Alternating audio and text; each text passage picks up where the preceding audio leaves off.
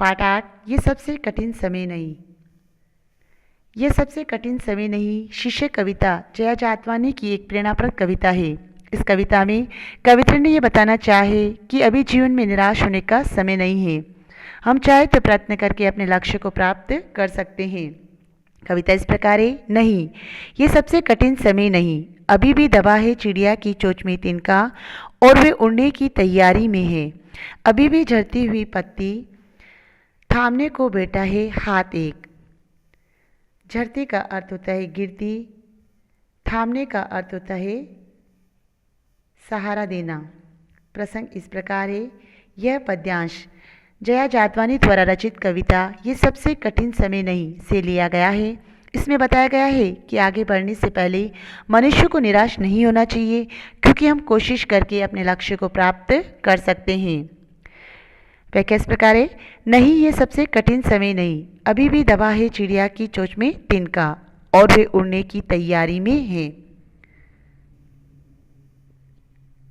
कवित्री ये कहना चाहती है कि मनुष्य, अभी तुम्हारे सामने कठिन समय नहीं है।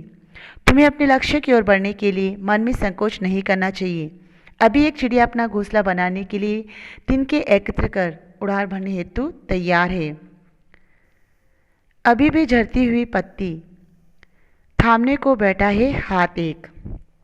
इसी प्रकार वृक्ष से अंतिम पत्ती गिरते ही कोई हाथ उसे थामने के लिए तैयार है। आशा यह है कि तुम अपने लक्ष्य की ओर बढ़ो। यदि तुम लक्ष्य से भटक भी जाओगे तो गिरती पत्ती की भांति सहारा देने के लिए अनुभवी लोगों के हाथ तैयार है, जो तुम्हें सही रास्ते पर लाने का प्रयास करेंगे। आगे देखिए। अभी भी भीड़ है स्टेशन पर, अभी भी एक रेलगाड़ी जाती है गंतव्य तक, जहाँ कोई कर रहा होगा प्रतीक्षा।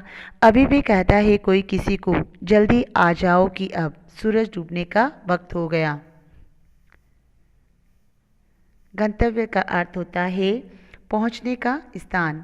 प्रतीक्षा का अर्थ होता है इंतजार। प्रसंग इस प्रकार है। यह पद्यांश जया जादवानी द्वारा रचित कविता यह सबसे कठिन समय नहीं से लिया गया है। यहाँ कवित्री ने यह बताना चाहे कि लक्ष्य की ओर बढ़ने में हमें अधिक सोचना नहीं चाहिए, क्योंकि आगे बढ़ने पर रास्ते अपने आप ही निकल जाते हैं। या क्या इस प्रकार है। अभी भी भीड़ है स्टेशन पर, अभी भी एक रेलगाड़ी जाती है गंतव्य तक, जहाँ कोई कर रहा होगा प्रतीक्षा। अभी भी कहता है कोई किसी को। कवित्री कहती है कि रेलगाड़ी निरंतर अपने मार्ग पर चलकर यात्रियों को उनकी मंजिल तक पहुँचाती है। इस कारण अभी भी स्टेशन पर भीड़ है और एक रेलगाड़ी यात्रियों को उनके गंतव्य तक पहुंचाने को तैयार खड़ी है। इस रेलगाड़ी से जाने वालों का वहां कोई इंतजार कर रहा है, अर्थात प्रियजन की प्रतीक्षा में कोई बेचैन है। जल्दी आ जाओ कि अब सूरज डूबने का वक्त हो गया है। वह कह रहा है कि सूर्य डूबने वाला है, इसलिए जल्दी से आ जाओ। अर्थात व्यक्ति के सुख दुख का ध्यान रखने वाले लोग अभी भी है, इसलिए इस वातावरण में निराश होने की आवश्यकता नहीं है। आगे देखिए। अभी कहा जाता है उस कथा का आखिरी हिस्सा जो बूढ़ी नानी सुना रही सदियों से दुनिया के तमाम बच्चों को। अभी आती है एक बस अंतरिक्ष के पार की दुनिया से, लाहेगी बचे हुए लोगों की खबर। नहीं, ये सबसे कठिन समय नहीं है।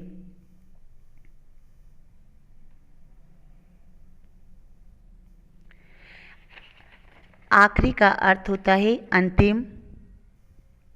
सदियों का अर्थ होता है युगों से। तमाम का अर्थ होता है बहुत अधिक। प्रसंग इस प्रकार है। ये पद्यांश जया जादवानी द्वारा रचित कविता ये सबसे कठिन समय नहीं से लिया गया है। कविता ने यह बताना चाहे कि यदि मनुष्य समय निकल जाने पर भी आशावान बनकर अपने लक्ष्य की ओर बढ़ता है तो उसे कभी निराशा नहीं मिलती है। कवित्री कहती है। व्याख्या इस प्रकार देखिए। अभी कहा जाता है उस कथा का आखिरी हिस्सा जो बूढ़ी नानी सुना रही है सदियों से दुनिया के तमाम बच्चों को। अभी आती है एक बस।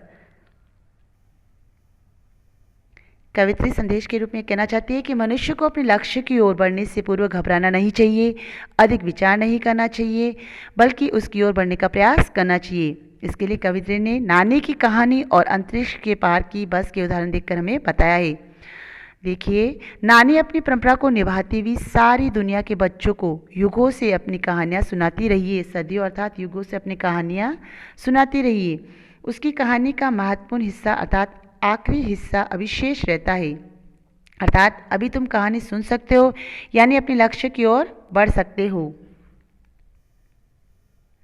अंतरिक्ष के पार की दुनिया से लाएगी बचे हुए लोगों की खबर। नहीं, ये सबसे कठिन समय नहीं है। कवित्री कहती है कि शेष अंतरिक्ष की जानकारी प्राप्त करके अंतरिक्ष के पार से एक बस अर्थात यान उन बचे हुए यात्रियों का समाचार ला रही है जो मुश्किलों से जूझते हुए भी सफलता प्राप्त करके आ रहे हैं।